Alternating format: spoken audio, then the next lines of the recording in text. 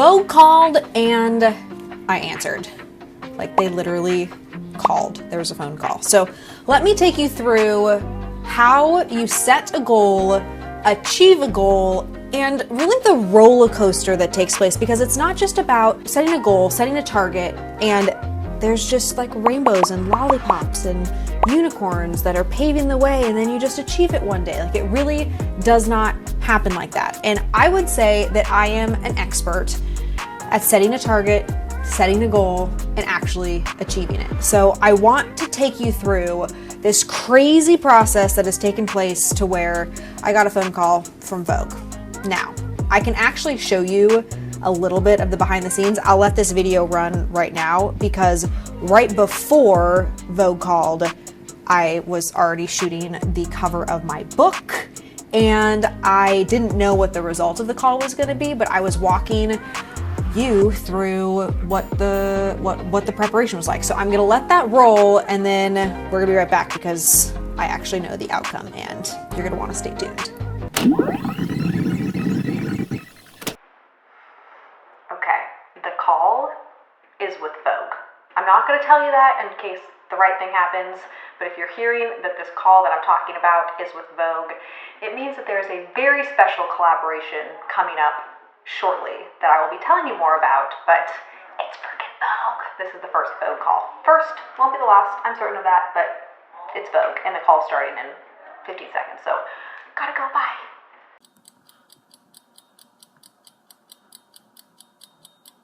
I actually think this Vogue thing is gonna happen. I'm so excited for you. This is freaking crazy. Wow. Totally because of Chipotle. Man, that's crazy. Did they send you a proposal? Yeah. So after that phone call, my bio got sent to Anna Wintour herself for approval for me to become one of the Vogue 100 members. And to tell you that I was floored is beyond an understatement, because the reality of what my day-to-day looks like is meetings, emails, talking to people, employee issues, growing our business, traveling to grow our business. Like, I am just in the weeds. And every once in a while, I will post like an outfit photo, or I will post something that is something that I'm just passionate about. I like clothes. I've always liked clothes. And when I sat down 6 years ago and wrote down what I wanted in life, like my dream list, I was really struggling at that period of time. I felt like I was floundering. I was in my like mid-ish 20s. I think I was around 24 years old. And I didn't have clear direction. I didn't have the skill set that I had today. I didn't know what my value contribution was. And I was struggling. So I wrote down all of my wildest dream goals. And funny enough, to tell you how wild they are, one of those goals on this sheet of paper is spending time on a yacht on vacation with Beyonce and Jay-Z. I was like, you know what? If I'm gonna write down my goals, I might as well just go all out. I freaking love Beyonce and Jay-Z. If you didn't know that about me, hello, my name is Natalie Dawson. I love Beyonce and Jay-Z. So you can kind of get a sense for, this is like my bucket list. This is everything that in my dream lifetime and like Natalie's greatest self, Natalie's greatest experiences, like this is what she'll do in her lifetime. So I kind of like had this a little bit of an out of body experience. So that's what I would recommend you do. The first step is you have to picture yourself as living your best life. And I don't mean that in like a cheesy way, like, oh, she's living her best life. No, like really, what do you believe that you can accomplish in this lifetime? What do you want in this lifetime? And when you have those moments where you're sitting down really asking yourself, what do I want? You're going to have to resist the urge of feeling silly, feeling stupid, feeling less than, getting defeated. Because when you sit down to start to write down your goals, the hardest part is actually thinking of something and romanticizing something and then realizing where you're at and how far off today your life is from where you want it to be. Now, I'm going to tell you to just accept it. Just let that happen. Let that whole process work itself through, because I can assure you it will happen. But before you start the goal setting process, acknowledge, like know that, hey, I'm doing this because I'm trying to change my life. So if I feel not so great about my life after I've done this process, that's okay because I need to make a change. But I'm going to ask you to sit down and write the most wild, crazy goals that you can possibly imagine that you actually want. This isn't just a list of random things or things that would be nice. Like, really, what are the things that you want? And when you do that, resist that urge to feel silly, to feel dumb, to feel like you shouldn't, to feel like you can't have them. Just write down the craziest things, because as soon as you do, you're gonna have to just like file those goals away for a minute, because you're right. That feeling that's settling in is a real feeling, and it's reality, which is you are far away from those goals. But you have to work towards how are you going to get closer to the ones that are most important. Now, when I wrote my goals down when I was 24 years old, the most important goals for me were financially related. I did not want to be dependent upon my husband at that time, my fiance. Actually, he might have even been my boyfriend. I did not want to be financially dependent on Brandon. And not because I had some like female complex, not because I felt like I had to, or like, what if he left me? It wasn't from that standpoint. It really was from this deep down belief that I have the capacity and the potential to be able to earn an income, and a sizable income at that. And so if I know that I can do that, and I'm not gonna have kids, I'm not gonna like go down the family path. My life really is revolved around, how do I help people? How do I expand myself? How do I actually impact the team members that I'm working with, the clients that I'm working with? Like, that is my life's mission. So if I know that that's the truth, and I'm struggling today with recognizing that at the time I wasn't making any money, Brandon had just sold his business, we were just like gallivanting around the world, I felt very insecure about myself. I realized when I made my initial list that the most important things was Natalie gaining the skill sets that she needed in order to hit those financial targets, in order to be able to speak on stages. That was one of my goals. In order to be able to add value to an organization, for me to have my worth via equity in that organization and compensation in that organization. So I focused, once I wrote down all of those goals, I prioritized them and said, okay, what do I need to do today in order to get closer? But one of those goals was getting an invitation to the Met Gala. One of those goals was also going to a Chanel fashion show. Now, if you know anything about fashion shows, you know that a Chanel fashion show is like the hardest show ever on the face of this planet to get in. But I wrote it down anyway. I'm like, in my lifetime, I believe that I can and will do what's necessary in order for me to get an invite to a Chanel fashion show and an invite to the Met Gala. Now, insert Natalie at 29 years old. So what is that? 6 years later, 5 years later, whatever the math is on that later, 5 years later.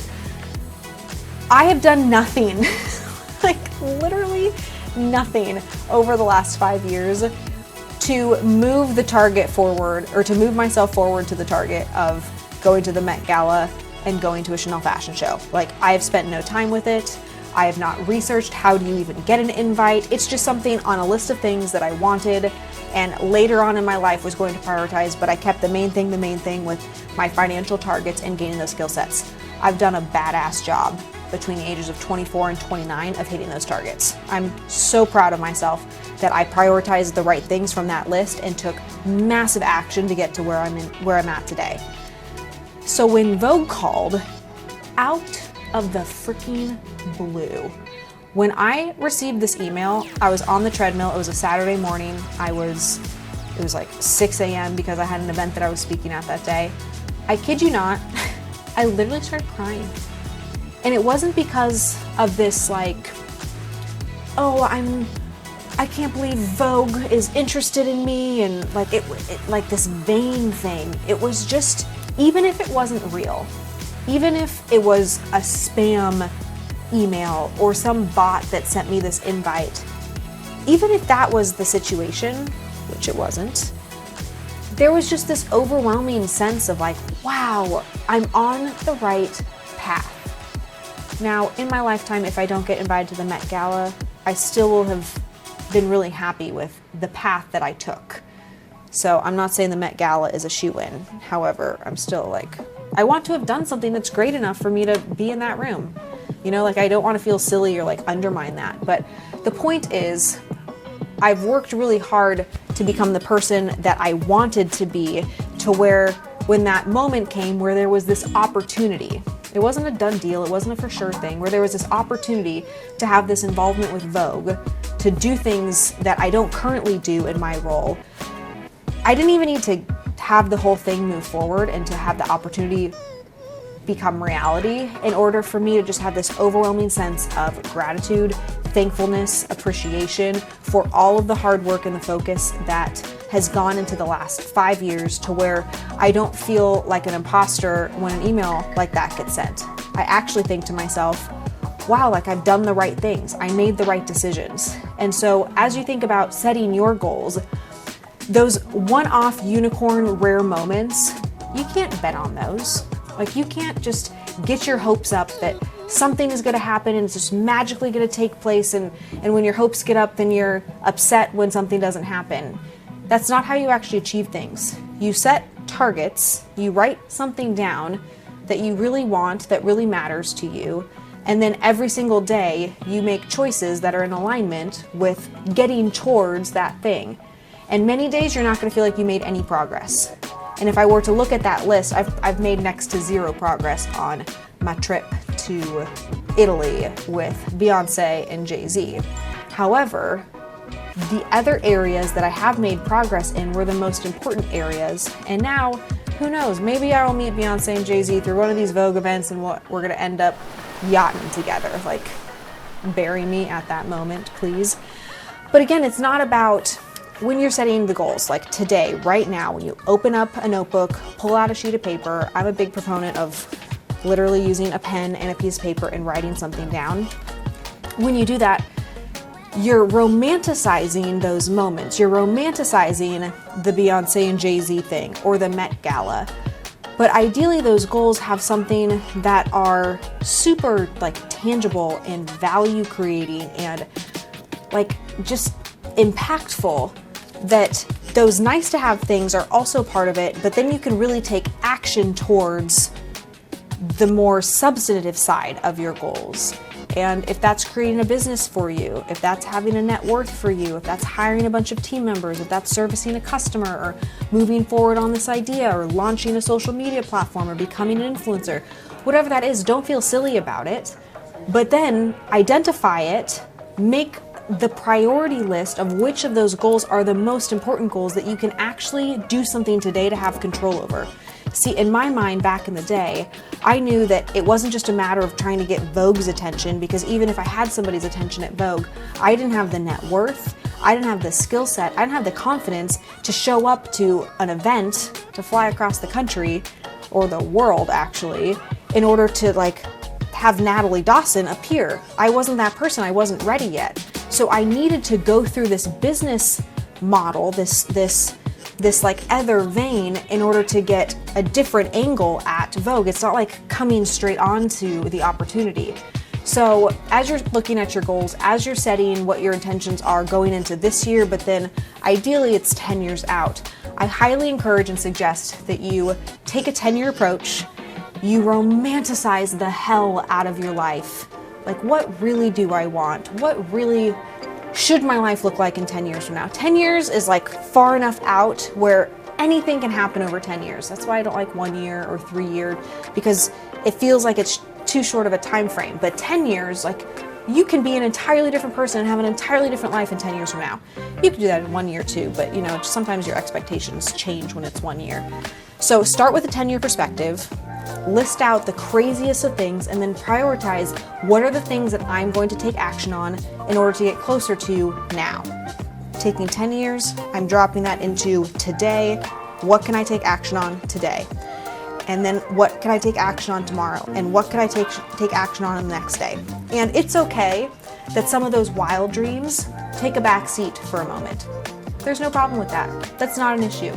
They can take a back seat because you're keeping the main thing, but just be strategic about how does the thing that you're choosing to focus on eventually, potentially, tie out to those other additional activities. For me, being a badass businesswoman and learning what I've learned and adding this value and skill set to myself over the last 5 years was my in to any of these other conversations, because I knew that that was the main thing. And if you're listening to this video and you're liking my channel and subscribed here, you're probably similar. So you need to learn, how do I grow my business so that I'm confident and I'm formidable, you get the point. I'm capable of having conversations and adding value at such a different level than I'm able to today. It's all good that you can't do that today, but then it sets the path and sets the trajectory for what the future looks like. So I'm beyond excited that not only did Vogue call, but I answered. I went through the interview process and I said yes to joining this Vogue 100 membership, where there's 100 people that are chosen in order to be a part of this group. And over the next year, I'll be updating you with all of the cool things and interesting connections. Funny enough, I'm going to an event this weekend with somebody that I met last weekend because I said yes. Not only did I say yes, I flew to Paris like 2 days later in order to be part of Haute Couture week in Paris, which was just totally wild. And maybe I'll talk about that in a different video. If you're interested in that content, let me know in the comments what you want to know about all things Fashion Week, because that was my first one in Paris and it was a total trip. So if you're interested, ask me the questions in the comment. Would love to create content around that if it's something that you're interested in. But to wrap this up, don't be scared about whatever those things are that you want in this life. Write them down, take action towards them, get clear on what the specific things are that you can actually control. Don't put your eggs in one basket that is somebody else to decide, right? Somebody else deciding that I'm going to go to the Met Gala, it wouldn't be the thing that I would have chosen 5 years ago. Is like, I have to figure this out, because it's somebody else choosing that. But when you prioritize the things that you are choosing for you to get better and you have full responsibility and accountability of the result, all of a sudden, like, that's magic. And the confidence that comes from that is the target, is what you were looking for, because that then builds and builds and builds and creates more opportunities. So Vogue called and I answered. I'm going to continue answering, as should you. If you want to be in Vogue, hey, maybe we should talk about Vogue. I might have an in there or a couple of ins. So if you're interested in that, also put a comment down below. With that, don't forget to subscribe, hit the notification button, and I'm interested to know what additional content you would like to hear from this channel. This channel is growing. I appreciate you showing up, you engaging. It's so awesome to have you share these videos with people that you also know would benefit from them, and let's just grow together. Look forward to seeing you next time.